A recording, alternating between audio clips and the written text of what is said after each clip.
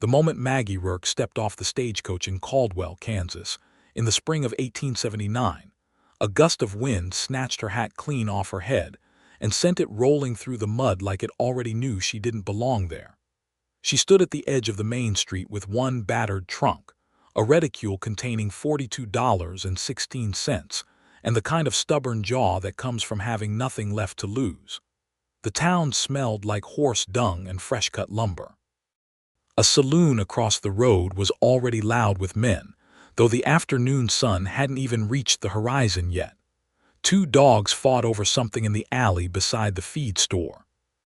A wagon rolled past and splashed muddy water across the hem of her gray dress. Maggie watched her hat come to rest against a hitching post, retrieved it without ceremony, and looked up and down the street of Caldwell with eyes that were green and sharp and didn't miss a single detail. She had come from St. Louis, where her father had died owing debts she couldn't pay, where the house she'd grown up in had been sold out from under her, and where the man she'd been promised to had looked at her across the parlor and said, quietly, that he wasn't interested in a woman with nothing to her name. She was 26 years old, and she had left that city on a Tuesday without looking back once. The plan, such as it was, had been simple. She had a cousin in Caldwell, or had been told she did, by a woman on the train from St. Louis to Wichita who'd said Caldwell was growing fast, and a woman with a steady hand and a clear head could make something of herself there. The cousin had turned out to be nothing but a rumor, but Caldwell was real enough, and Maggie Rourke was not the type to retreat. She needed a room and she needed work, and the first thing she did was walk straight to Caldwell's only boarding house, which sat at the far end of the main street and bore a painted sign above the door reading Mrs. Vera Holly's rooms and board. Mrs. Vera Holly's was a thin woman with an expression like she was perpetually smelling something unpleasant. She looked Maggie over from the porch, taking in the mud-hemmed dress, the battered trunk, the hat that had clearly been recently fished out of the mud. "You have money for a week in advance," Vera said, no greeting to speak of. "I do," Maggie said, because she did barely. "I've got one room available," Vera said, and her mouth did something that wasn't quite a smile. "It's $3 a week, meals included, breakfast at 6, supper at 7. No men past the front porch, no cooking in the rooms, no noise after 9. "I'll take it," Maggie said. The room was at the back of the house, just above the kitchen, and it trapped every bit of heat from the stove below so that even with the single small window cranked fully open, the air inside moved only when something outside pushed it. The window faced the outhouse, and beyond that, a pig pen that belonged to the neighbor. The mattress had a sag in the middle deep enough to roll into in the night. The single lamp on the small table had a cracked chimney, and the rug on the floor had more holes than fabric. The door didn't latch properly, unless you lifted the handle at a very particular angle, and even then it had a tendency to swing open at inconvenient moments. There was one hook on the wall for clothing. The washstand had a basin, but the pitcher was cracked and leaked unless you tilted it at an angle. The wallpaper, once perhaps a pattern of roses, had faded to something between beige and despair. Maggie set her trunk at the foot of the sag mattress bed and stood in the middle of the small room and breathed in the smell of bacon grease and distant pig, and she told herself, out loud, quietly, that she had slept in worse. She wasn't entirely sure that was true, but she said it anyway. "All right then," she said to nobody. "Downstairs, Mrs.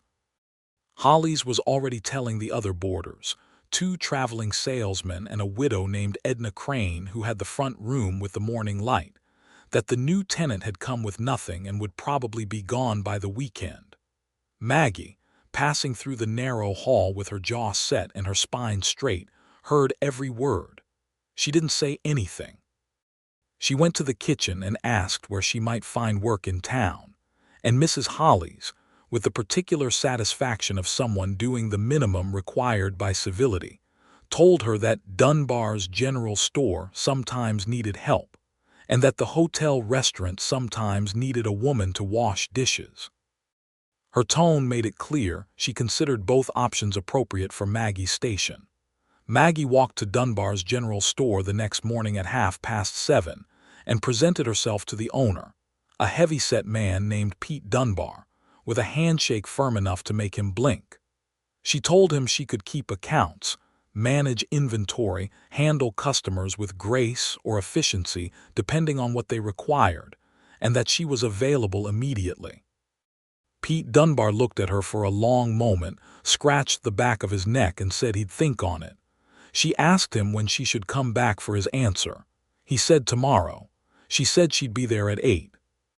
She spent the rest of that first full day walking Caldwell from one end to the other, learning its streets, its rhythms, its people. She noted the names above the shop fronts. She noted which businesses looked steady and which looked like they were barely hanging on. She noted the way the cattle trails came in from the south and what that meant for who had money in this town and who didn't. She bought a small loaf of bread and a wedge of cheese from a street vendor because she wasn't about to spend her reserves on Mrs. Hollis's meals if she could help it. And she sat on a bench outside the land office and ate slowly and watched the town live its afternoon life. That was how she was sitting when Jasper Garrett rode in. She noticed him the way you notice weather, not gradually all at once. He came in from the South Trail on a horse the color of storm clouds, a big gray gelding with a broad chest and an easy gait, and the man in the saddle had the look of someone who spent most of his life outdoors.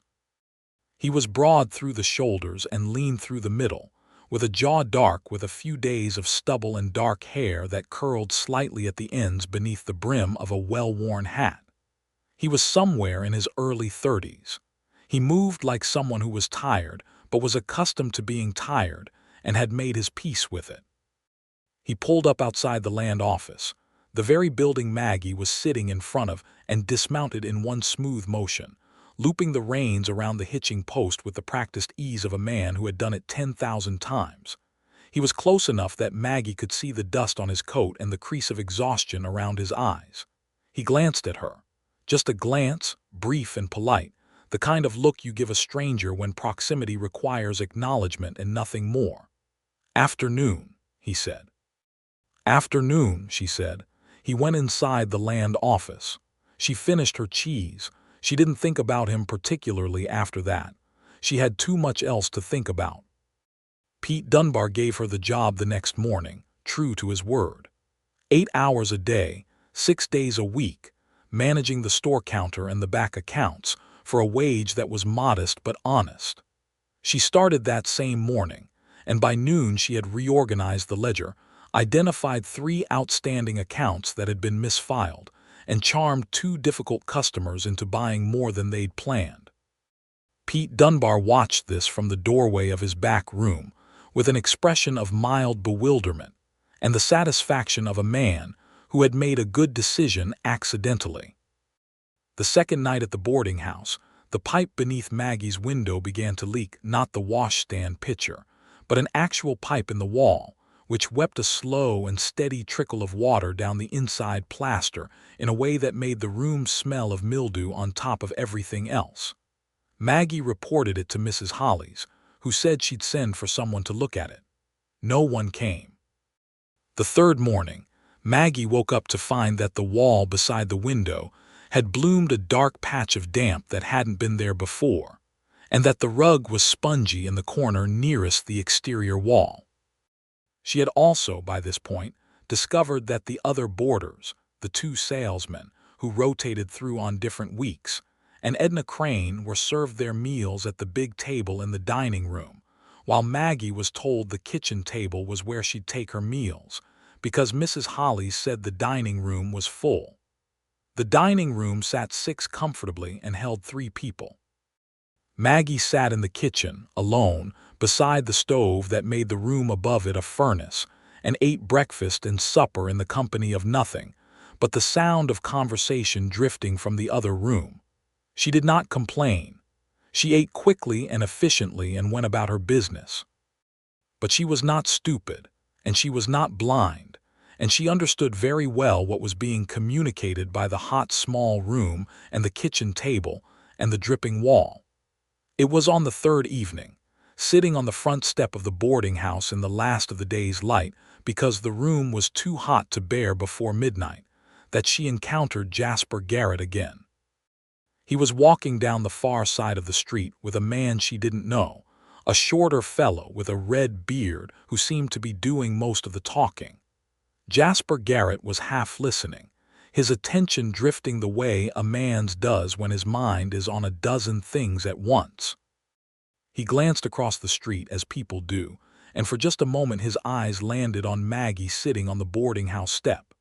This time the glance lasted half a second longer than a polite acknowledgement. Not long, just enough for something to register. She couldn't have said what before he looked back at his companion. She looked away too. There was a calico cat investigating the porch post, and she watched that instead. The fourth day, she crossed paths with him at Dunbar's general store. He came in for fence wire and grain sacks, and Pete Dunbar greeted him like an old friend, which apparently he was, or close enough to it in the way of small towns where everyone's business is everyone's business. "Jasper Garrett," Pete said, coming around the counter to shake his hand. "You're in town early this week." "Had business at the land office Monday," Jasper said. "Figured I'd come back and get what I needed before riding out again." His voice was low and even, the voice of a man who chose his words with some care. "You met my new clerk," Pete said, gesturing at Maggie without the formality of asking whether either party wanted to be introduced. "Miss Rourke." "Maggie Rourke, come out of St. Louis. Jasper Garrett. Runs the Garrett Ranch, biggest spread south of town." Maggie set down the bolt of muslin she'd been inventorying and gave Jasper Garrett a direct look and a small, professional nod. He looked back at her with those tired, steady eyes and said, "Miss Rourke." "Mr. Garrett," she said. "I'll pull your wire from the back." "How many rolls?" He blinked, slightly surprised by the efficiency of it, she thought. "3, he said. "And which grain?" she said, already moving. "The oat," he said. She brought the wire and the grain and tallied it at the counter with no wasted motion, and Jasper Garrett watched her work with a quality of attention that was different from the way men usually watched women work. There was nothing appraising about it in the objectionable sense. He was simply watching, the way a person watches something they find unexpectedly interesting. "You're efficient," he said when she set the receipt in front of him. "I try to be," she said. "Is there anything else?" "No," he said. He paused, looking at the receipt, and then looked up. "You're boarding at Vera Hollies' place." She was mildly surprised, he knew, then not surprised at all. Small town. "I am," she said. His expression did something brief and unreadable and then settled back into neutral. "Good luck with that," he said, and there was something dry in it, not unkind, and he picked up the grain sack and the wire and left. Pete Dunbar, who had been pretending to stock shelves nearby, drifted back toward the counter. "He's a good man, Jasper Garrett," Pete said, in the tone of a man sharing important information. "Lost his father 3 years back and took over the ranch. It's a real going concern, that place. 500 acres and beef cattle enough to keep him comfortable. He's just a bit," Pete searched for the word, "solitary." "Is he married?" Maggie asked in the tone of a woman making conversation rather than conducting an investigation. "No," Pete said. "Was almost. Girl in Wichita about 2 years back. Didn't take." He shrugged in the way of someone who knows the story but has the grace not to tell it. Maggie said, and went back to the inventory. That night the pipe in her room got worse. She lay in the sag of the mattress listening to it drip and watching the ceiling and thinking about the $42 she'd arrived with, now reduced to $35 after her first week's board in advance and a few small necessities. She was earning money now steadily, which helped. But she thought about what Pete had said, that Jasper Garrett had a ranch, 500 acres, enough to keep him comfortable, and she thought about the way his eyes had gone unreadable when she'd confirmed she was staying at Vera Hollies'. Good luck with that. 2 words that held everything. She wondered what he knew about that house that she already suspected. The next morning she found out.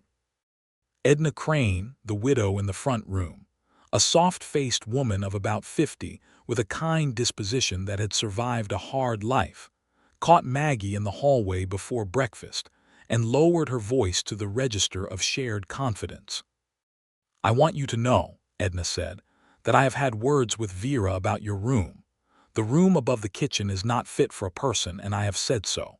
She gave it to you on purpose, you understand. She likes to feel superior to someone, and it's always the newest boarder who takes the brunt of it. She gave the traveling salesmen proper rooms because they bring her business from the stores they sell to. She gave me my room because I've been here 4 years and I know where she hides her gin. But you," Edna patted Maggie's arm in a practical, motherly way. "You came in alone with a trunk and no local connections, and she decided she could look down on you." Maggie was quiet for a moment. Then she said, "Thank you for telling me, Edna."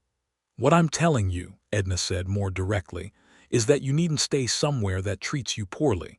Caldwell's a fair-sized town. There are other options." Maggie thought about this all day at Dunbar's store. She thought about it while she organized the tinned goods and tallied the feed accounts and helped a woman named Mrs. Beaumont select calico for her daughter's school dress.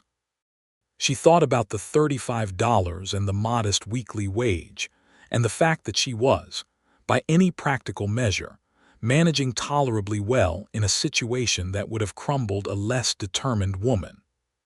She did not think much more about Jasper Garrett, or she tried not to. But on the 5th day, he came back to the store, which surprised her since she'd have thought he'd gotten what he needed on the previous visit. He came in around mid-morning on a Thursday, and the excuse was lamp oil, which she had no reason to doubt, but which also happened to be something any general store would have, and wasn't urgency enough to warrant a special trip. He set the jug on the counter and looked at her with a directness that he hadn't quite used before. "I heard from Pete that Vera's east back room has a leaking wall," he said. Maggie looked at him. "You and Pete talk about my accommodations." "Pete talks," Jasper said. "I listen. It's a vice of his." He was not quite smiling, but there was something in the corners of his mouth. "I also heard that she's been putting you in the kitchen for meals." Maggie tallied the lamp oil and wrote the receipt. "It's temporary," she said. "Everything's temporary," he said, which was true enough that she didn't have a good answer for it. "I wanted to mention there's decent lodging at the McKinley widow's place on Caldwell Street. She doesn't run a boarding house as such, but she takes in a boarder sometimes when she needs the income. The rooms are clean and she's a good cook." Maggie looked at him over the counter. "Why are you telling me this?" He seemed to consider the question seriously, which she appreciated. Most men would have deflected or made a joke. "Because you're working hard and you're not being treated right," he said, "and I notice things." She held his gaze for a moment, and what she found there was honest, no performance, no ulterior motive that she could detect, just a man who had noticed something unjust and mentioned it in the plainest way he knew. "I'll look into the McKinley widow," she said. "Her name's Florence McKinley," he said. "Tell her I sent you. She'll deal fair with you." He took his lamp oil and left, and Maggie stood at the counter for a moment, feeling something she hadn't felt in a good while, the small warmth of being looked after, however briefly and practically, by someone who had no particular obligation to do so. She went to Florence McKinley's house that evening after her shift, and Florence McKinley turned out to be a small, fierce woman of 60-something with a spotless kitchen and a garden of heroic ambition, who looked at Maggie for exactly as long as it took to form an accurate judgment, and then said, "Jasper Garrett sent you, did he? Well, he doesn't send me people who aren't worth having. Come in and let me show you the room." The room was at the front of the house, with 2 windows and cross ventilation, a proper feather mattress, a full washstand with an uncracked pitcher, a braided rug in excellent condition, and a view over the street and a small oak tree. It smelled like cedar and lavender. Maggie stood in the doorway and felt something unknot in her chest. "Same rate," Florence said. $3 a week. Meals at the table, not the kitchen. I eat at a normal human hour, not at 6 in the morning.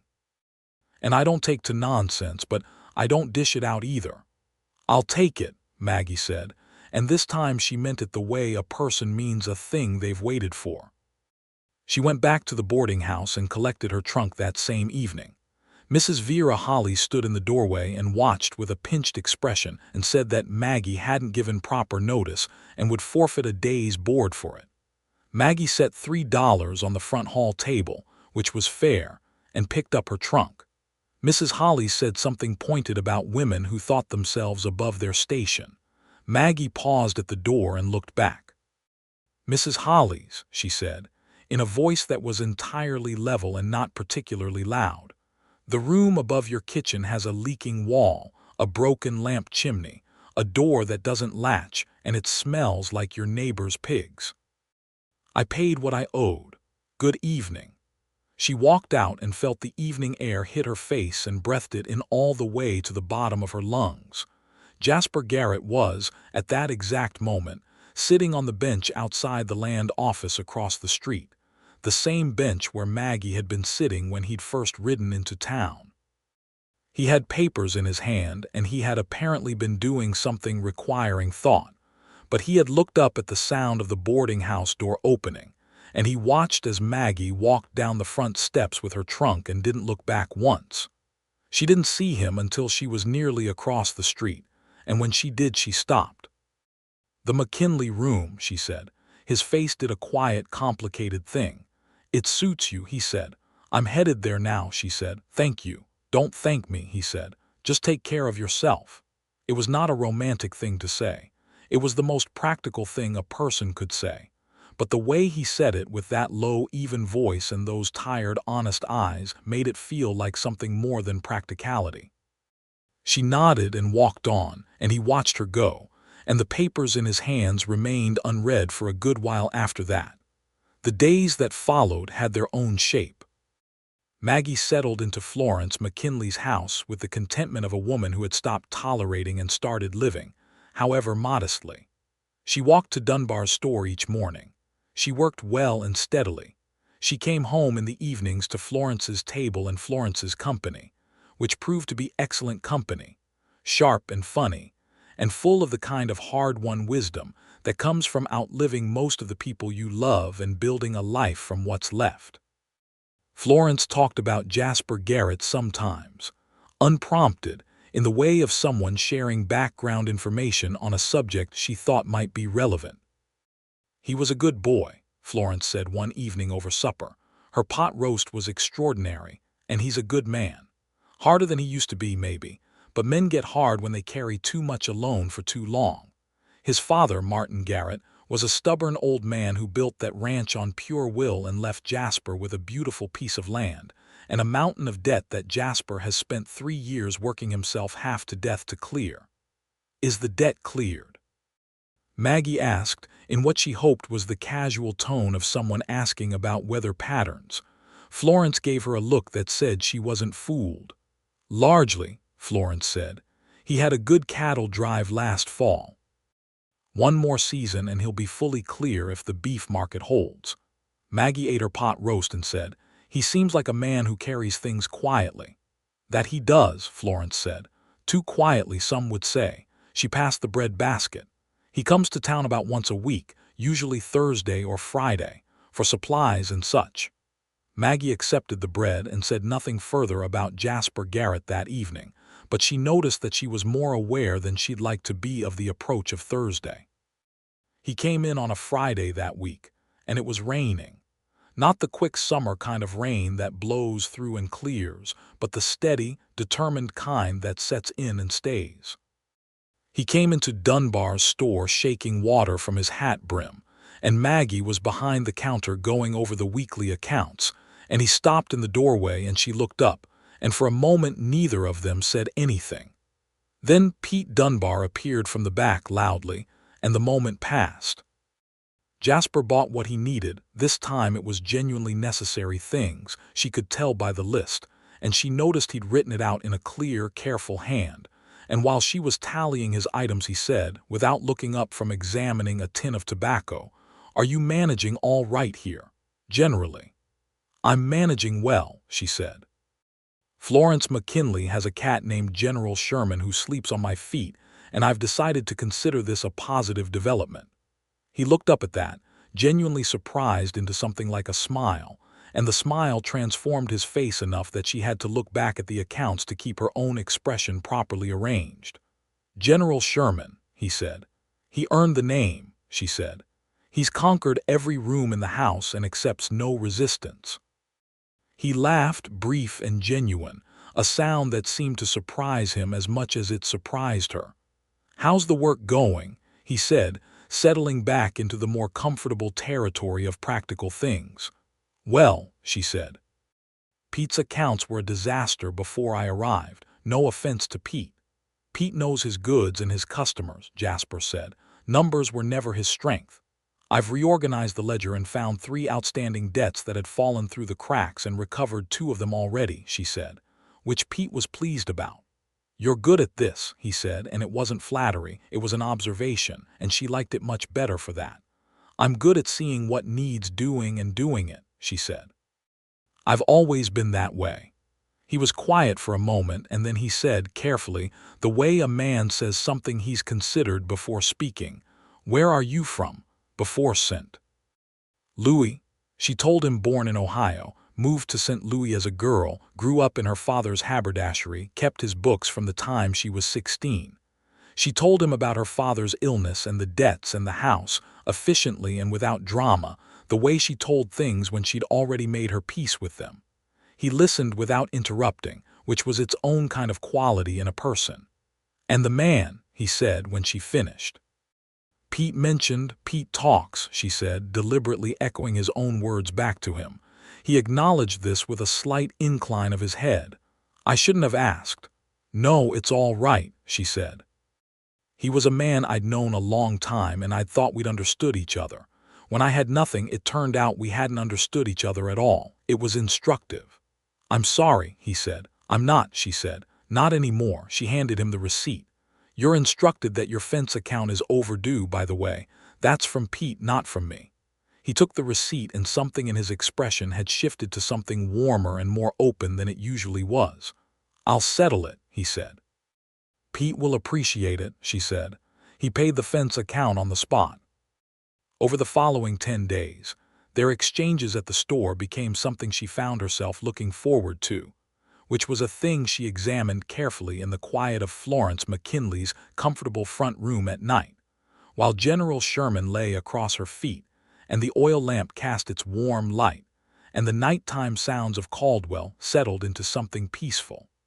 She was not the sort of woman who confused a pleasant conversation with something more. She had been careful, after St. Louis, not to attach significance to things that didn't warrant it. But there was something in the way Jasper Garrett looked at her, that honest, steady attention, that made her think the exchanges were, possibly, as significant as they felt. Florence, who missed nothing, said nothing for almost 2 weeks, and then at breakfast one morning said, without preamble, "You should know that Jasper Garrett came by yesterday while you were at work." Maggie set down her coffee cup. "Oh. He brought me a deer haunch, which he does from time to time, and he spent rather longer than a deer haunch requires here on the porch," Florence said, buttering her toast with complete equanimity. "He asked after you." "What did he ask?" Maggie said, and was annoyed at herself for how quickly she'd asked it. Florence's mouth curved slightly. "He asked whether you seemed happy here, whether you were settled and comfortable and not finding it too difficult being alone in a new town with no family connections." She paused. "I told him you were thriving, because you are, and I told him that if he had things he wanted to know about you, he might consider talking to you directly rather than through an old widow woman." Maggie was silent for a moment. Then she said, "What did he say to that?" "He turned red," Florence said with audible satisfaction, "and said he didn't want to presume, and then he said thank you and rode off, which is Jasper Garrett expressing deep personal feeling, approximately." Maggie looked at her coffee cup and felt the warmth rising in her chest and decided, for once, not to argue with it. When he came to the store the following Thursday, Maggie didn't wait for the usual dance of practical conversation to slide into something more personal. After she'd tallied his order and while he was preparing to pay, she said, "Florence tells me you came to ask how I'm doing." He stilled briefly. "She does have a mouth on her," he said. "She does," Maggie said. "I like that about her," "Mr. Garrett, Jasper," he said. "Jasper," she said. It was the first time she'd said his given name, and they both noticed it. "If there are things you want to know about me, you can ask me." He looked at her for a moment, those quiet, careful eyes, and then he said, "Would you have supper with me? Not here, not at a counter. Somewhere we can sit like people and talk." "The hotel restaurant," she said, because that was the appropriate establishment for a supper between two people who were still largely strangers and maintaining proper appearances in a small town where everything was observed. "Saturday evening," he said. "Saturday evening," she agreed. She wore her second-best dress, which was blue cotton with a small white collar and which suited her coloring better than the gray, and met him outside the hotel restaurant on Saturday at 6 o'clock. He'd made some effort to clean her coat, jaw freshly shaved, the dark hair combed though it curled slightly despite the effort. He looked like himself, tidied. She preferred it to any kind of performance. The hotel restaurant was run by a woman named Cora Hennessy, who wielded her dining room with the authority of a small empress and served the best beef stew west of Wichita. Jasper clearly knew Cora well, because she seated them at a table by the window without any fuss and brought coffee without being asked, and she gave Maggie one thorough, assessing look, and then gave Jasper a tiny nod that communicated something between them that Maggie chose to find amusing rather than presumptuous. They talked through the beef stew and well into the apple pie and coffee that followed.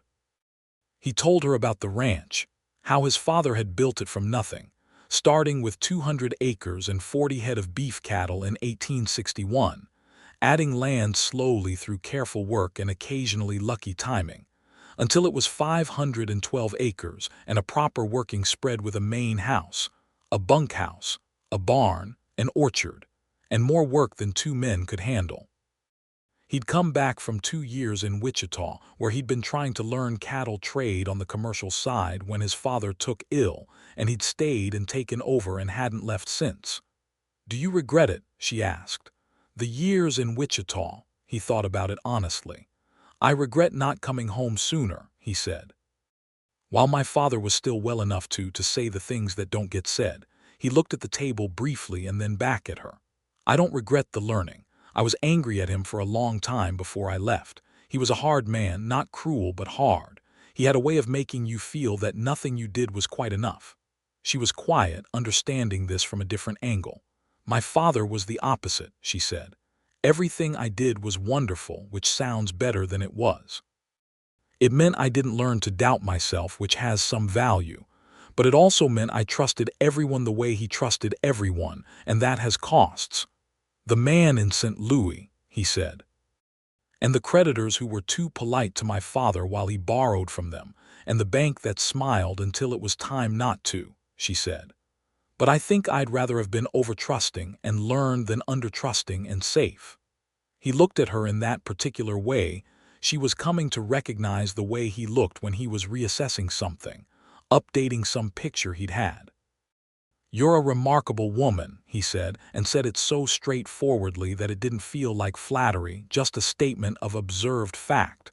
She felt the blood move in her face. "I'm managing," she said. "More than managing," he said.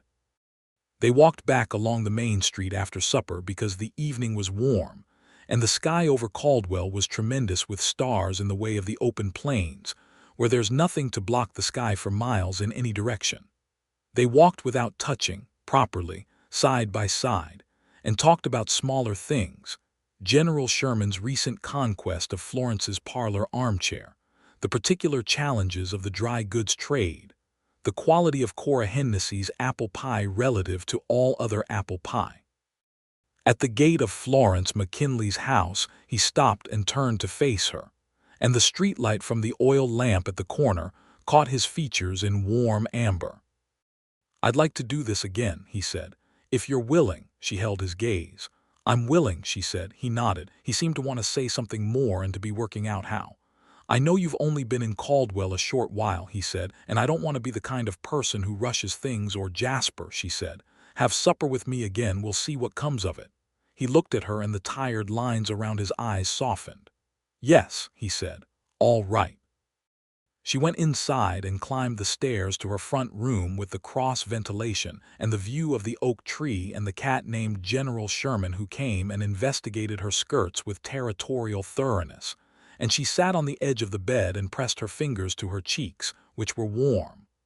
"All right," she said to the room. Over the following 2 weeks, they took supper 3 more times. Between the suppers, he came to the store on his regular days, and their conversations had taken on a different quality. They still talked about the practical things, because both of them were practically minded people who found genuine pleasure in useful conversation. But there was warmth under all of it now, and an ease that grew with each encounter. She told him about her childhood in the haberdashery, about the way her father had let her sit on the tall stool behind the counter and pretend to be in charge, about the time she'd reorganized his entire inventory at the age of 13, and he'd come in the next morning to find everything alphabetized and wept with joy. He laughed at this, really laughed, and she felt disproportionately pleased about it. He told her about the ranch in seasons, what spring was like with the calving, the way the land changed color through the year, the particular quality of the light over the south pasture at evening.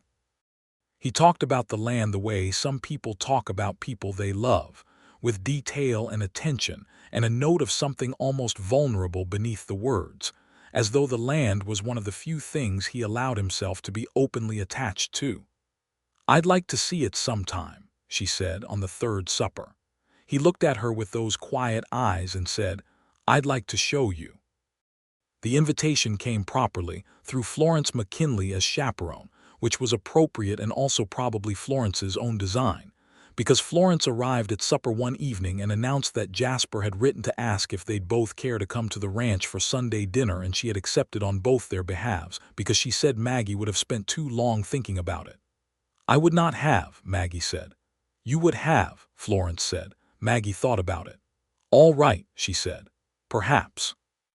They went on Sunday, in Florence's buggy, which was a rather good buggy for a woman of modest means, and which Florence drove with the confident authority of the General Sherman School of Navigation.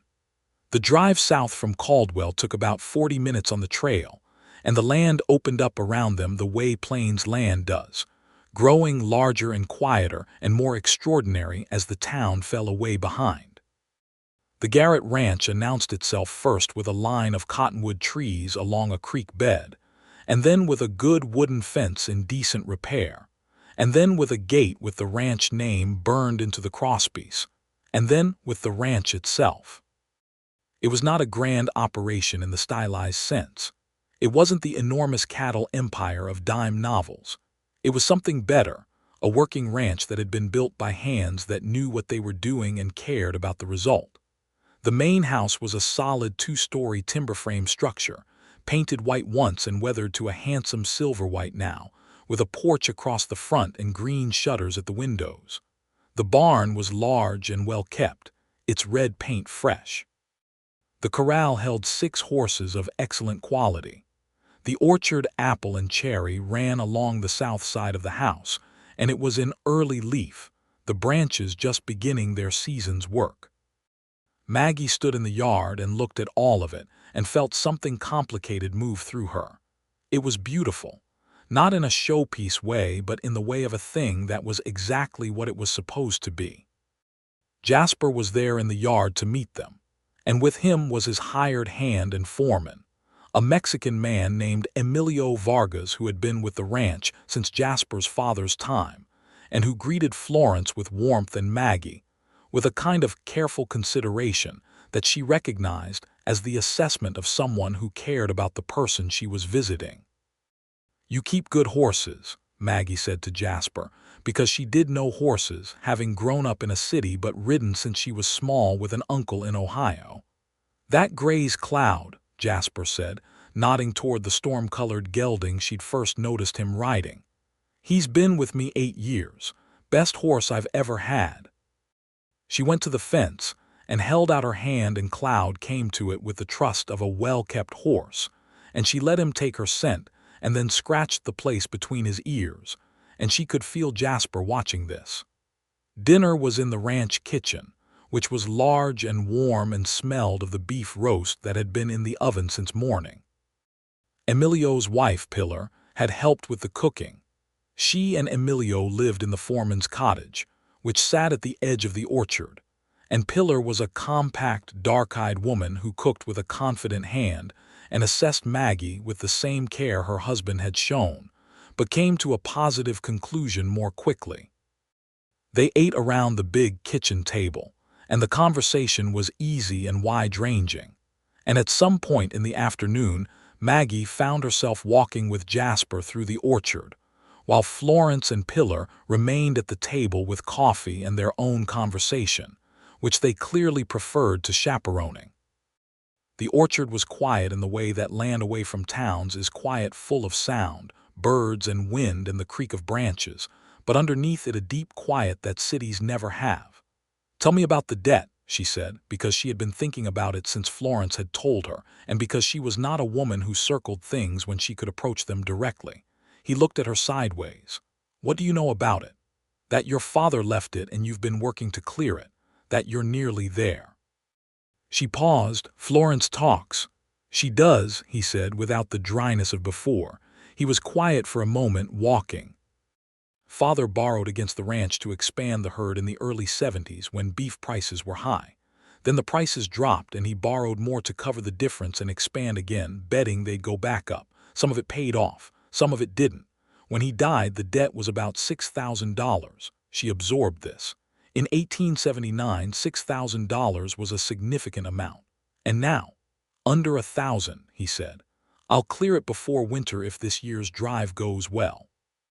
She looked at him walking beside her among the apple trees, this man who had taken on his father's troubles and worked them down through 3 years of solitary effort, and she felt something shift in her chest that was not mild interest or practical affection. It was larger than that, and it wasn't comfortable because it was real. "You should be proud," she said. "I'll be proud when it's done," he said. "I don't celebrate things until they're finished." "Why not?" she said. He thought about it. "Because things can still go wrong." "Yes," she said, "they can, and they sometimes do, but the celebrating isn't about what might go wrong, it's about what you've already done." She looked up through the apple branches at the sky. "My father celebrated everything before it was finished. Half his projects never came to much, but I can't say he was wrong to celebrate. He lived with more joy than most people." Jasper watched her profile. She could feel it, the quality of his attention. "You talk about him like you miss him," he said. "Every single day," she said. They walked in silence for a moment. Then he said quietly, "I miss mine too." Even though he stopped. "Difficult," she offered. "Difficult," he agreed. "You'd have liked each other, I think. He had no patience for nonsense, and neither do you." She smiled at the trees. "I'll take that as a compliment." "It was meant as one," he said. They came to the edge of the orchard where it met the south pasture, and the land stretched away from them south and west in the late afternoon light, the grass moving in long waves, the sky above it enormous and fading from blue to the early colors of evening. The cattle were dark shapes in the middle distance, and beyond them the land went on until it reached something that wasn't quite horizon and wasn't quite sky. They stood there for a while and said nothing, which was comfortable in the way that silence is comfortable only between people who have reached a particular kind of understanding. "Maggie," he said. "Yes," she said. He turned toward her and she turned toward him, and he was close enough that she could see the line of his jaw and the steadiness of his eyes and the way his expression had opened into something honest and unguarded. "I don't say things I don't mean," he said. "You should know that about me."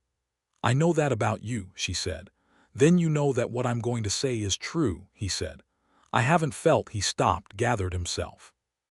"In a long time, I haven't. It's been a long time since I looked at someone and felt." She waited. She was patient with this because she understood that it cost him something. "Like I wanted to stop moving quite so fast," he finished. "Like I wanted to." Another pause. "Like I wanted to come home to someone." The evening light fell across his face and the apple trees were quiet around them, and Maggie Rourke, who had come to Caldwell with $42.16 and no connections and no guarantees, looked at Jasper Garrett and felt the warmth in her chest spread outward through her whole body until it reached her fingertips. "Jasper," she said, "I came here with nothing. I want you to know that. I'm not a woman of means. I have my wages and my wits and very little else." "I know that," he said. "Do you think that matters to me?" "I needed you to know I was telling you that to be honest with you, not to diminish myself," she said. "I know my own value. I just wanted to make sure you knew the situation." "The situation," he said, and now there was the warmth of the almost smile, "is that you walked into this town 5 weeks ago and turned Pete Dunbar's accounts around and moved out of the worst room in Vera Hollis's house under your own steam and took care of yourself and somehow also," he stopped, "somehow also walked into my Thursday mornings and made them something I look forward to." "Your Thursday mornings," she said softly, "and every other morning if I'm honest," he said. She took a breath of the evening air, scented with grass and apple blossom and distance. "Then I suppose we are honest with each other," she said. He reached out and took her hand carefully, the way a man handles something he believes to be of value and doesn't want to damage. His hand was large and work-roughened and warm, and he held hers like it was something he'd been given permission to care for. She looked down at their hands and then up at his face and said nothing at all, because nothing needed to be said. They walked back to the house hand in hand through the orchard while the evening colors spread across the Kansas sky, and Florence McKinley, who saw them through the kitchen window, turned to Pilar Vargas and said, in the satisfied tone of someone whose assessment has been vindicated, "There, didn't I tell you?" Pilar smiled into her coffee cup. In the weeks that followed, things moved with the particular momentum of a feeling that has been allowed to become itself. Jasper came to Caldwell more than Thursdays now. He came on Tuesdays, sometimes Wednesdays, and occasionally on weekday evenings when the ranch allowed him the time. He always had a practical reason, the land office, the feed store, a letter to post. But he came to where Maggie was, and she was always glad to see him, and they both knew what the visits were about. They walked in the evenings when the work-day was done. They walked along the creek path east of town, where the cottonwoods were coming into full leaf, and the water ran clear over flat stones.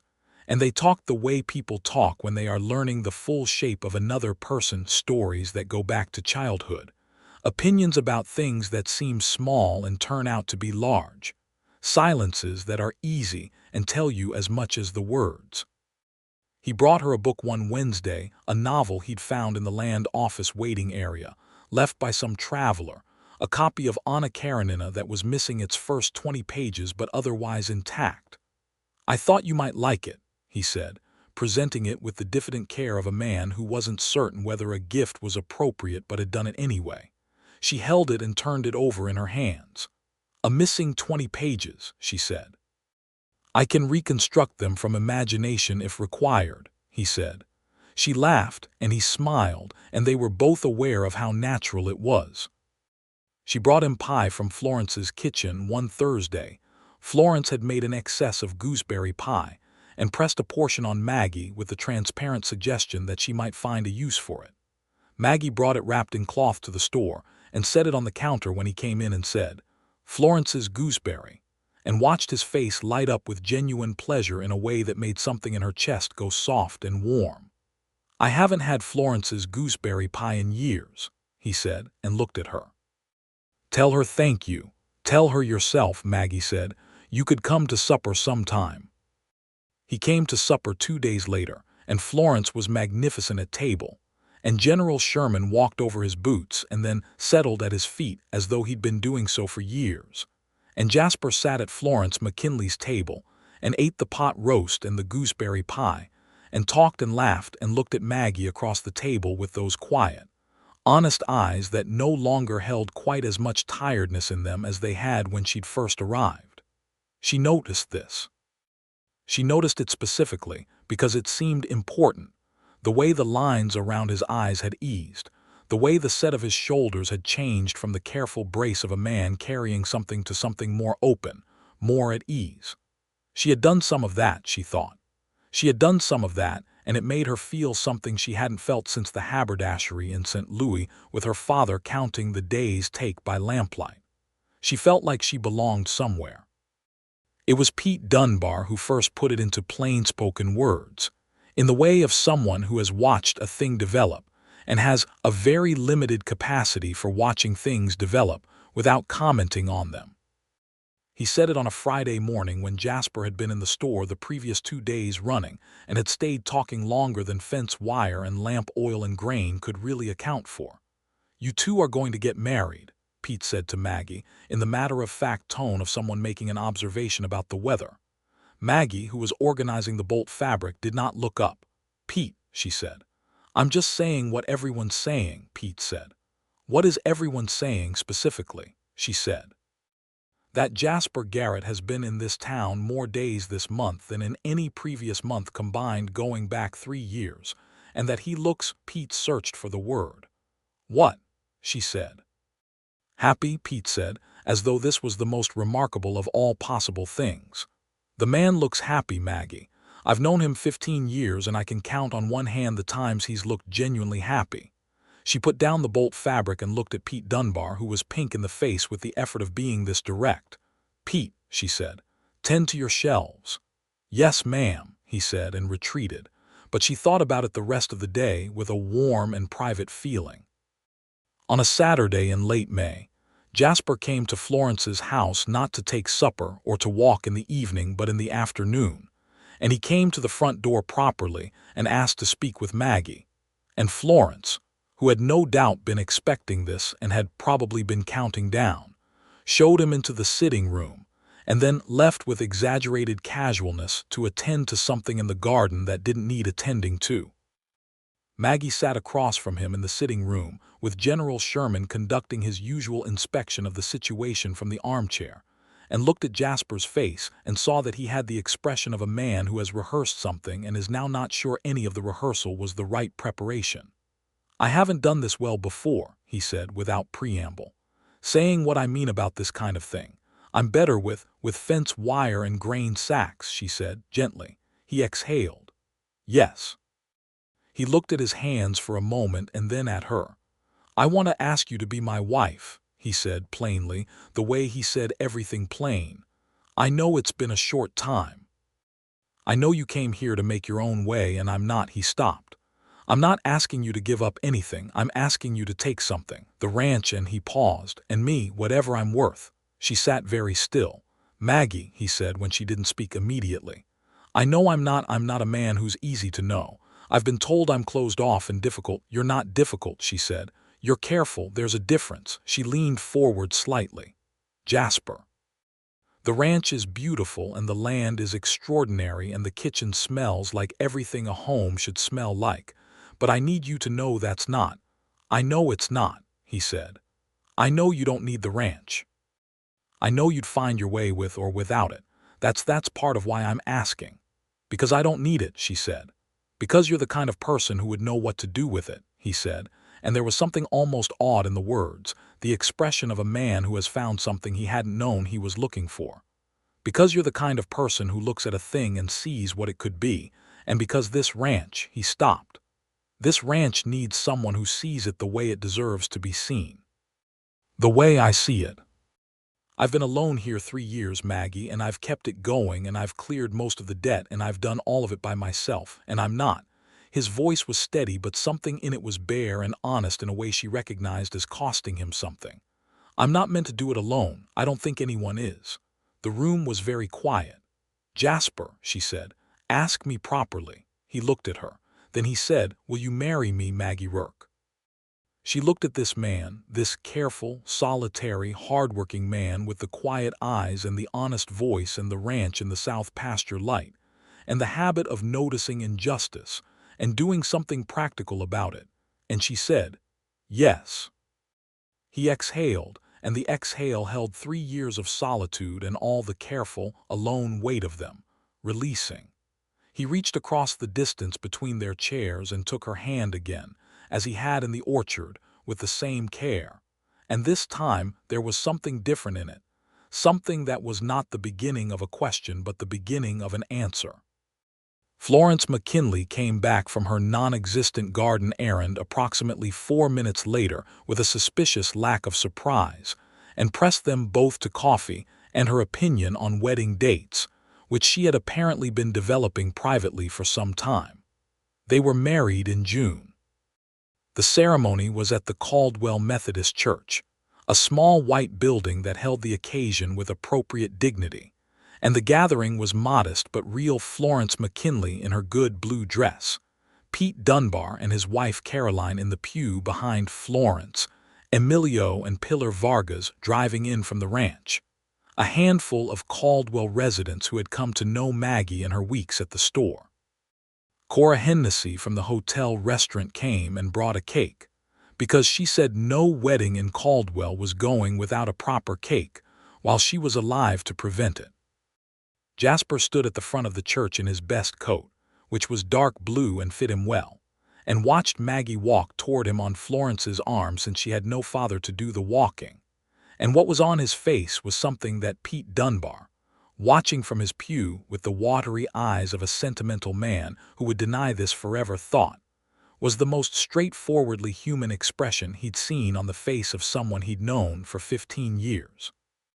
Maggie walked toward him in a dress she and Florence had made together from white cotton voile from Dunbar's own store, simple and well-made, with a collar of small embroidered flowers that Pilar had done as a gift, and she kept her eyes on him the whole walk, not looking at the gathered people or the church interior or the windows but at him, and the look on her face was the look of a woman who has made a decision she is absolutely certain about. The minister spoke the words and they said the words back, and Jasper put a ring on her finger, his mother's ring, which Emilio had told him was in the box in the top drawer of the dresser in the main bedroom, which he'd apparently not known since it was there when his father died, and it fit as though it had been made for her. When the minister said they were married, Jasper looked at her and she looked at him, and the kiss was brief and honest and exactly right. And the small gathered congregation made the sounds that small gathered congregations make at such moments, which are some of the better sounds in human experience. Florence McKinley, in the front pew, pressed her handkerchief to her face, and then composed herself with the decisiveness of a woman who doesn't permit herself excessive sentiment in public. They drove to the ranch in the evening, the wedding supper having been at the hotel restaurant. Cora Hennessy's considerable event-organizing capacities had been fully deployed and arrived as the last of the light was going from the sky, and the stars were beginning their appearance. The house was lit by the lamps Emilio had left burning, and the porch glowed, and the orchard was dark against the darkening sky. Maggie stood in the yard and looked at it in the way she'd looked at it the first time she'd come, with the same complicated feeling, but the feeling was no longer complicated in the uncomfortable way. It was complicated in the way of something abundant, something more than expected, something that required a larger interior space than she'd thought she'd have.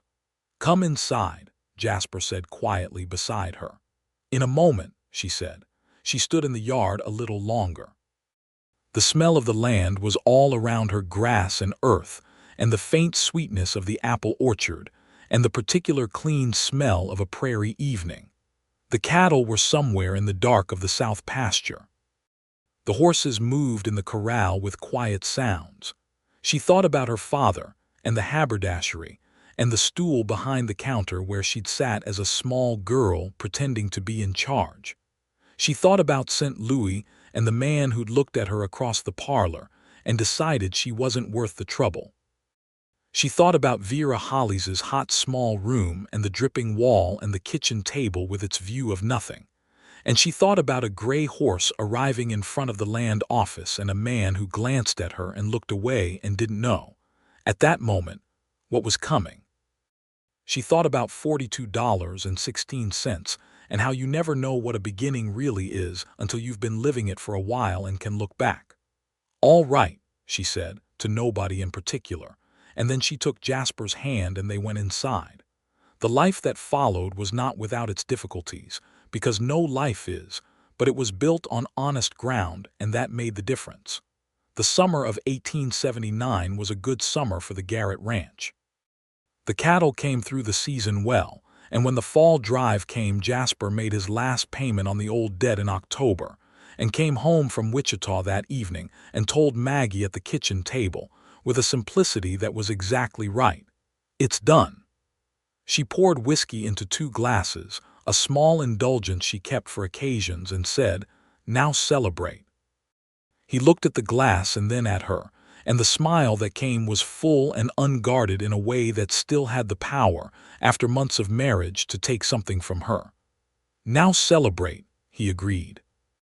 They drank the whiskey and he talked for the first time, really talked, with the relief of a man setting down a weight he'd carried so long he'd stopped noticing it was there, about what it had been like. The 3 years alone, the cold calculations of how many head to sell and when to hold, the nights when the numbers hadn't worked out, the fear that he'd lose what his father had built through his father's mistakes, and the guilt that went with that fear. She listened to all of it and asked the questions that needed asking, and said the things that were true and useful to say, and when he was finished, he sat back in the kitchen chair and looked at her. "I don't know how to explain what it's like," he said, "to not do this alone." "You don't have to explain it," she said. "I know." "You do," he said. He shook his head slightly in the way of someone who doesn't have a sufficient word. "That's everything." She had taken over the ranch accounts in the first weeks of their marriage, which Emilio had welcomed with barely concealed relief, because Emilio was exceptional with horses and cattle and planting, and absolutely intractable with numbers.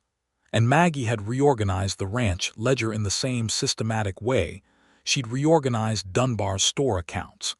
And the result was a clarity that meant Jasper could see exactly where they stood at any moment, which turned out to matter more to him than she'd initially realized. She also learned the land. This was important to her, and she did it deliberately, and with the focus she brought to everything, riding out with Jasper in the mornings to check on the herd, walking the fence lines with Emilio, learning the names of the pastures and the creeks and the particular qualities of different sections of the land. The south pasture was the best grazing. The north section near the creek had soil that would grow kitchen garden crops if the drainage was managed correctly. The east slope got morning light that was extraordinary for an orchard expansion if they wanted one. She wanted one.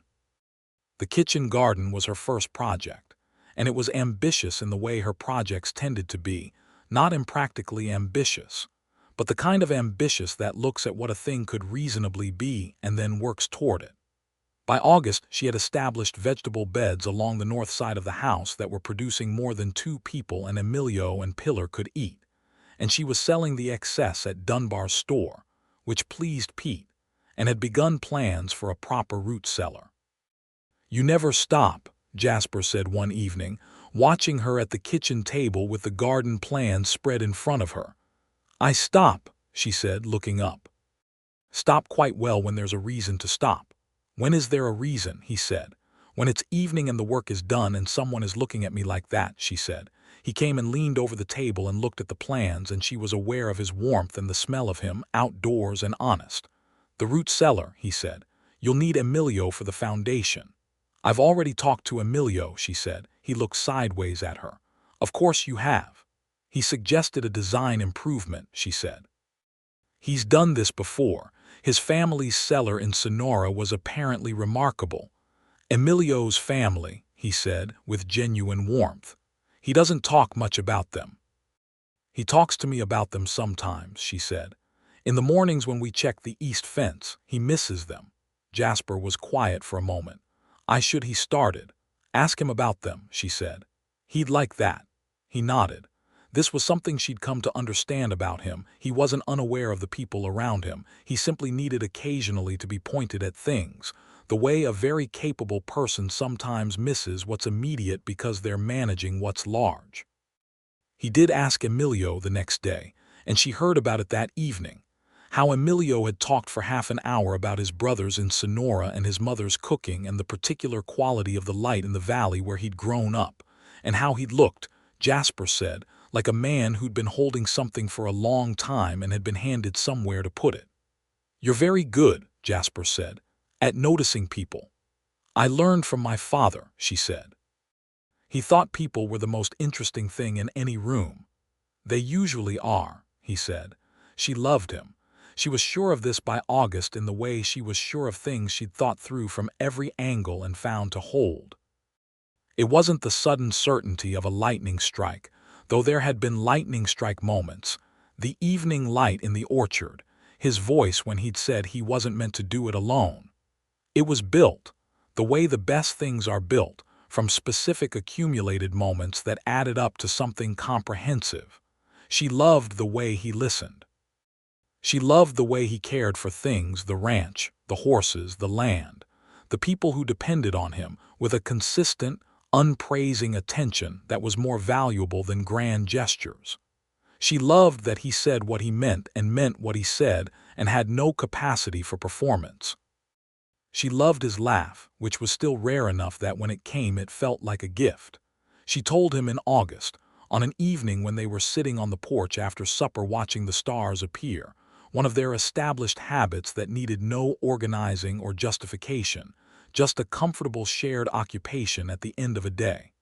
"I love you," she said. "I wanted to say that plainly, since we're both people who prefer plain saying." He turned to look at her in the way she was used to now, that full, quiet attention. "I love you," he said it like a man who had been waiting for the right time to say it and was glad to have been given a clear opening. She leaned into his side and his arm came around her, and they sat like that under the Kansas stars while the night sounds of the ranch settled around them, the horses in the corral, the distant low of the cattle, the creek somewhere in the dark. In October, when the debt was paid, they celebrated properly. Not a party, neither of them wanted a party, but Florence McKinley came to the ranch for supper, and Pillar made a meal that Emilio referred to as a feast, and they sat at the long kitchen table, all five of them, and ate and talked and laughed. Florence brought 2 bottles of wine, which was an extravagance that she said was entirely called for. Cora Hennessy sent a pie. Florence, who had been watching Maggie and Jasper across the table with the satisfied expression of someone whose plan has gone even better than expected, raised her glass at some point and said, "To Caldwell's worst boarding house room." Maggie burst out laughing. Jasper looked between them. "The room above the kitchen," Maggie told him. "Florence is making the point that if Mrs. Hollies had given me a decent room I might have been comfortable enough to stay too long and not needed your advice about the McKinley house." "To Vera Hollies's terrible room," Jasper said, raising his own glass. "To injustice working out occasionally," Florence said. Emilio, who had followed all of this with the patience of a man accustomed to conversations conducted partly in references he didn't have the context for, raised his glass anyway with the air of someone who's learned that going along with Florence McKinley is generally the wisest course. They drank. After Florence had gone home that night, driven back to Caldwell in the buggy by Emilio since the wine had made the evening roads questionable for self-navigation, Maggie and Jasper sat on the porch as they always did, and the night was cool with the first real edge of autumn in it, and she was wearing his coat over her dress because she'd come out without thinking. "Are you happy?" he asked. She looked at him. The question was genuine, not the social question, but the real one asked by a man who cared about the answer and would receive it honestly if the answer was complicated. "Yes," she said, "I'm happy." She turned the answer over, making sure of it. "I'm the kind of happy that's built, not the kind that happens to you. Does that make sense?" "Yes," he said. "It's better, I think," she said. "The built kind, because you know all the materials, you know what's in it." He reached over and took her hand on the arm of the porch chair and held it in that way he had, like something valued, like something he'd been given. "We built it," he said. "We did," she said. The autumn passed, and winter came to the plains in its serious, flat horizon way, and the ranch had its winter rhythms, closer in, more fires, the particular companionship of a cold night and a warm house. Maggie discovered she loved the prairie winter, which surprised her since she'd grown up with the damp, bone-cold winters of the Ohio Valley. Prairie winter was clean and stark and honest, and the nights were extraordinary. The cold made the stars sharper, more numerous, so close and thick above the open land that you could almost believe, on the clearest nights, that you could hear them. She spent winter evenings reading The Complete Anna Karenina, which Jasper had found for her at the Wichita bookshop during his fall drive trip, and various other volumes she'd acquired through Florence's considerable personal library, and keeping the accounts and corresponding with Pete Dunbar's store, which she'd stayed on at as a consultant for the book since it suited both parties. Jasper spent winter evenings doing his own reading. He was more of a reader than he'd initially appeared, with a preference for natural history and anything related to land management and horticulture, which explained the quality of the orchard, and working on the plans for the spring improvements, which were considerable. They argued sometimes, properly and productively, about things that mattered: the pace of the orchard expansion, which Maggie thought could be faster and Jasper thought was already ambitious; a question about whether to hire an additional hand for spring, which Maggie thought was necessary, and Jasper thought was an expense they could avoid if they were efficient; the right timing for certain decisions that both of them felt the need to control and had to negotiate about. The arguments were never about the important things. They agreed about the important things, which made the arguments about the smaller things navigable. In March of 1880, Maggie told Jasper that they were going to have a child. She told him in the kitchen over breakfast, in the plain way she did things, looking at him across the table. He set down his coffee cup. "Are you certain?" he said. "I've been certain for about 3 weeks," she said. "I wanted to be sure before I said." He was quiet for a long moment, in the way he went quiet when something large had arrived and he was absorbing it. Then he looked at her, those eyes, clear and full and honest, and said, "Are you well?" "I'm well," she said. "Florence says everything looks exactly as it should. You told Florence before you told me," he said, and there was no reproach in it, only a sort of gentle incredulity. "I needed a medical assessment," she said. "Florence has delivered half the babies in Caldwell County over the past 30 years. She has the most practical knowledge of anyone I know." He absorbed this. Then slowly the smile came, the full, unguarded one that was still worth everything. "A baby," he said. "A baby," she confirmed. He came around the table and she stood up to meet him, and he held her carefully, in the way he'd always held things of value, and she rested her head against his chest and felt the solid, reliable beat of him. And outside the kitchen window the March planes were running to their first tentative green. "Your father would have been pleased," she said. He was quiet for a moment, and she felt him breathe. "He would have been insufferable about it," he said. "He would have told me everything I was doing wrong 6 months before the baby arrived." She laughed into his shoulder.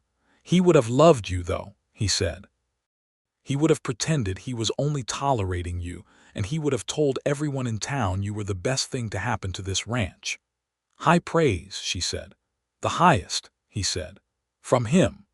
The baby arrived in November of 1880, a boy, born into a hard prairie autumn, with a full head of dark hair and a pair of lungs that Florence McKinley said were entirely unnecessary in their volume, but that she considered a good sign.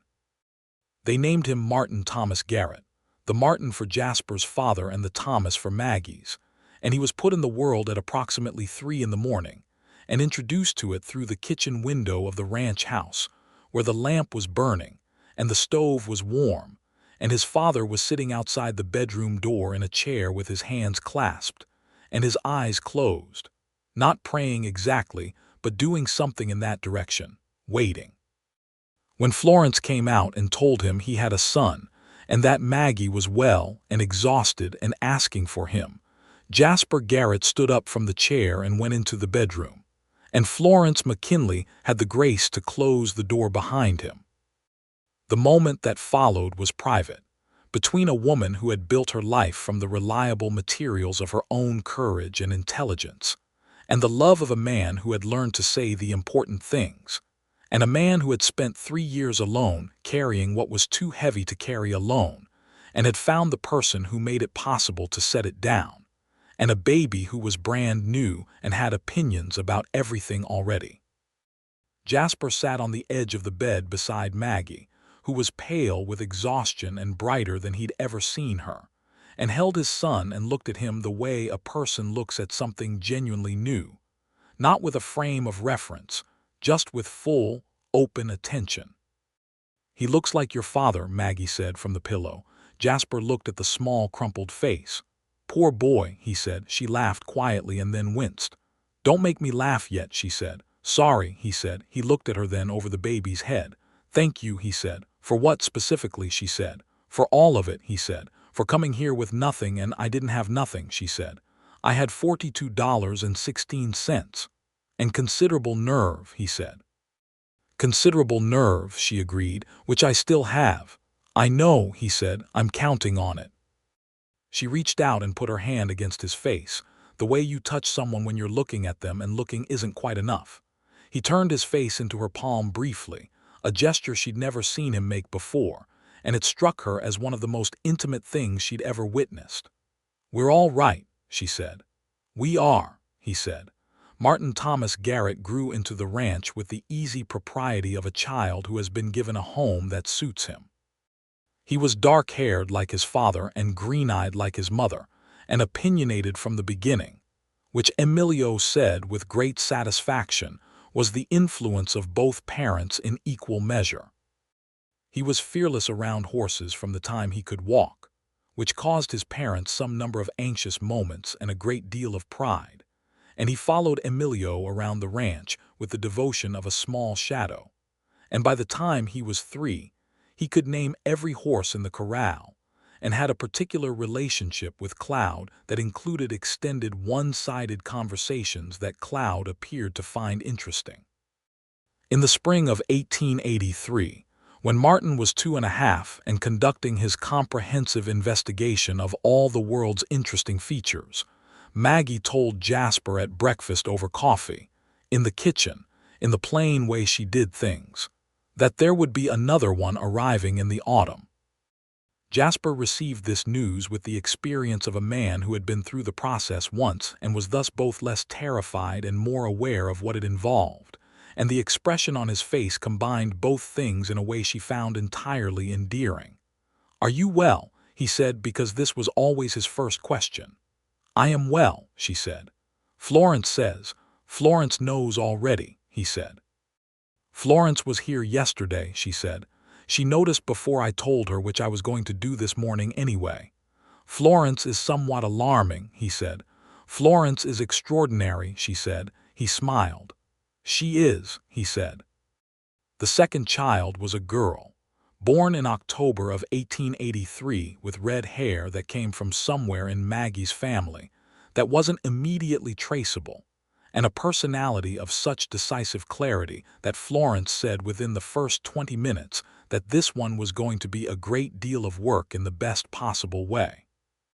They named her Clara Florence Garrett, the Florence for the woman who had given Maggie her first real home in Caldwell, and who had, in her practical and magnificent way, made more than one thing in this story possible. Florence McKinley, when she was told the name, did the thing she did when moved.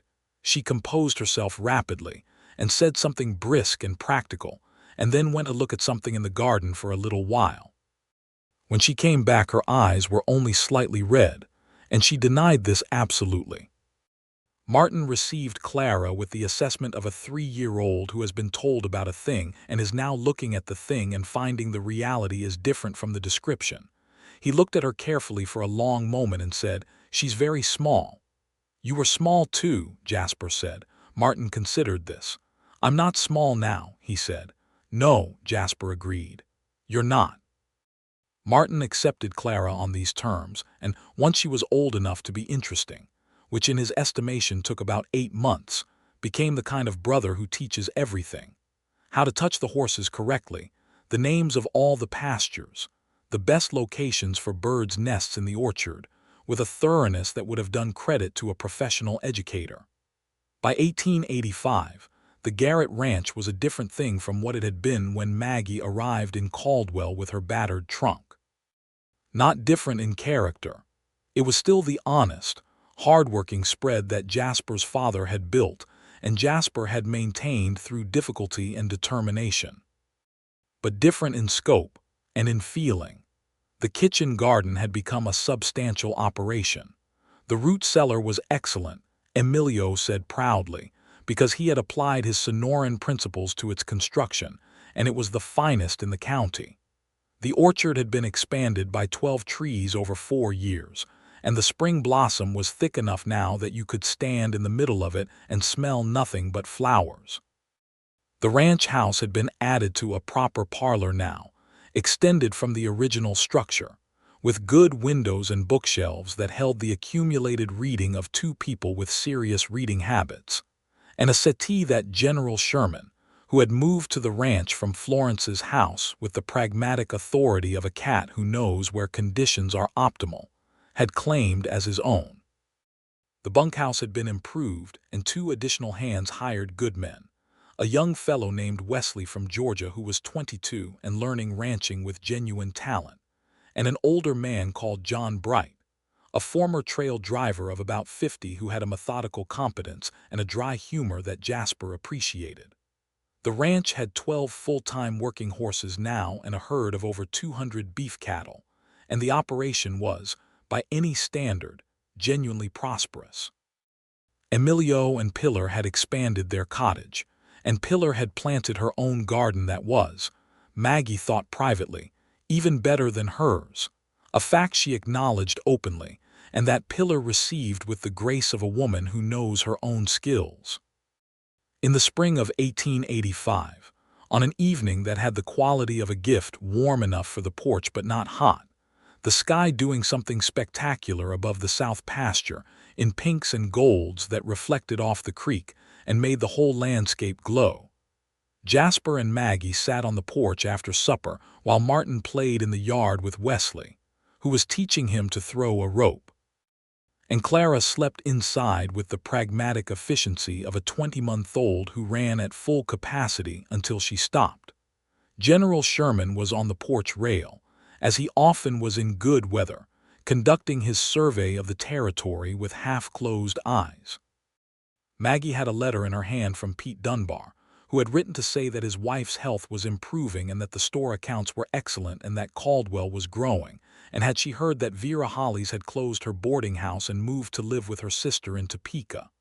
Vera Hollies has closed her boarding house, she said. Jasper glanced at her. Couldn't keep boarders. Apparently not, Maggie said. He was quiet for a moment.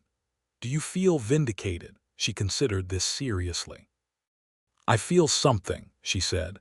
Not vindicated exactly. She was a woman of small nature who used what power she had to make someone feel small. That's sad more than anything. She folded the letter. Though I will admit the hot room above the kitchen was character building. You could have slept anywhere and been the same, he said. The room didn't build your character. You arrived with it. She looked at him sideways, and he was looking at her with those clear, honest eyes that still had the power to make her feel like she was being seen all the way through. That may be the most romantic thing you've ever said, she said. I'm capable of occasional romance, he said. I know, she said. I've been paying attention. He reached over and took her hand on the arm of the porch chair, as he'd done 100 evenings in 5 years, with the same care, the same warmth. In the yard, Martin threw his rope and missed the fence post by a comfortable margin, and Wesley said something encouraging, and Martin immediately tried again. He's going to be good at that, Jasper said. He's going to be good at everything he decides to be good at, Maggie said. That's been apparent from the beginning. Clara too, he said. Clara is going to be spectacular and exhausting, Maggie said, with complete certainty. Florence told me so, and I believe her. She says she's never seen a child that age with that quality of intention. She's right, he said. She gets it from you. She gets it from both of us, Maggie said. The evening light was doing its last warm work on the land, and the south pasture was gold in the last of the sun, and the cattle were moving to their evening positions with the unhurried authority of animals who know they are well cared for. Cloud was in the corral, retired now from hard riding, his age showed in his muzzle, gray spreading to white, but still the horse Jasper checked on first every morning. Maggie thought about the first time she'd seen that horse, a gray gelding arriving from the South Trail, the stagecoach pulling into Caldwell and her hat rolling through the mud. $42.16, and the particular variety of nerve that comes from having nothing left to lose. She thought about the room above the kitchen, and the dripping wall and Vera Hollis's particular cruelty of ordinary small-mindedness. She thought about Edna Crane in the hallway with her practical, motherly warning. She thought about Florence McKinley's front room and the cedar and lavender smell and General Sherman's first investigation of her skirts, and the gooseberry pie, and the evening she'd told Jasper he could just talk to her directly. She thought about the orchard in the first light of the evening they'd walked through it, and his voice saying he wasn't meant to do it alone. "What are you thinking?" Jasper asked, because he could tell when her mind had gone somewhere and had developed the habit in 5 years of asking rather than waiting. "About the beginning," she said. "About all the particular things that had to happen exactly as they happened." "For what?" he said. "For us to be sitting here," she said. He was quiet, considering this. "The worst room at the boarding house," he said. "The worst room at the boarding house," she agreed. "And a man who noticed it was wrong and mentioned it plainly." He looked at her with everything that 5 years of building had added to the original quality of his attention, the knowing of her, the specific comprehensive knowing that you only get from having lived alongside someone through seasons and arguments and exhaustion and joy and the ordinary miraculous daily facts of a shared life. "I'd have mentioned it sooner," he said, "if I'd known." "Known what?" she said. "Where it was going," he said. She looked at him, and he was perfectly himself, this man she loved with the built certainty of someone who has examined the thing from all sides and found it to hold absolutely. "Jasper," she said. "Yes," he said. "I'm glad the stagecoach brought me here," she said. "I'm glad my hat rolled through the mud and I looked ridiculous retrieving it and you were already at the land office by then and didn't see." "I may have seen," he said. "You were inside the land office," she said. "I may have been looking out the window," he said. She stared at him. "You never told me that." "I'm telling you now," he said, and the corners of his mouth were doing the thing they did when he was containing something he found genuinely funny. "You watched me chase my hat through the mud," she said. "I watched a woman with excellent posture retrieve her hat from a muddy street with complete composure," he said. "And I thought," "What?" she said. He looked at her. "I thought she looks like someone who knows what she's doing," he said. She made a sound that was something between a laugh and an expression of deep exasperation, and he did laugh then, clearly and with the freedom of a man who has more than enough reasons to. In the yard, Martin yelled with triumph because he'd gotten the rope around the fence post at last, and Wesley whooped with genuine congratulation. And from inside came the sound of Clara beginning to wake with her characteristic lack of subtlety. Jasper stood from the porch chair. "I'll get her," he said. "I'll come in," Maggie said. They went inside together, into the warm lamplit kitchen that smelled like the evening supper, and the lavender Maggie kept on the windowsill, where Clara was making her intentions known from the bedroom with all the vocal capacity Florence had predicted. And Martin came bursting through the back door announcing his rope triumph to anyone who would listen. And General Sherman dropped from the porch rail to follow everyone inside because he had no interest in being left out of things. Jasper went for Clara and came back with her in the kitchen doorway, red-haired and newly awake and vigorously opinions forward, her father holding her with the confidence of a man who has been doing this for some time and is good at it, and looked across the kitchen at Maggie. She was at the stove with Martin, who was still talking about the rope, and she caught Jasper's eye across the warm room, and the specific look between them was the look of two people who have arrived together, exactly where they are supposed to be. "Supper," Clara announced, with the commanding clarity of a 20-month-old who has decided this is the evening's agenda. "We already had supper," Martin told her. "Supper," Clara repeated, with no diminishment of conviction. "She gets the intention from both of us," Jasper said to Maggie, and his mouth was doing the almost smile. "I already told you that," she said. He came into the kitchen with their daughter and stood beside her at the stove. And Martin climbed onto the kitchen stool and General Sherman jumped onto the counter and was removed by Maggie with the practiced efficiency of a woman who has had this argument with a cat for several years. And the Garrett Ranch kitchen in the spring evening of 1885 was full of the particular noise and warmth and light of a family that has been built on honest ground and knows it. Outside, the south pasture held its cattle, and the orchard was coming into its season, and the creek ran clear over flat stones in the dark. And above the plains of southern Kansas, the stars were beginning their appearance close and thick and clear, the way they are above open land where there's nothing between you and the sky for miles in any direction. Maggie Rourke, who had arrived in Caldwell, Kansas with $42.16, a battered trunk, and the kind of stubborn jaw that comes from having nothing left to lose, and had been given the worst room in the boarding house, and then given something else entirely, looked at the people and the animals and the warm kitchen and the man she loved, and was, without qualification, without anything complicated about it, entirely, completely, and permanently home.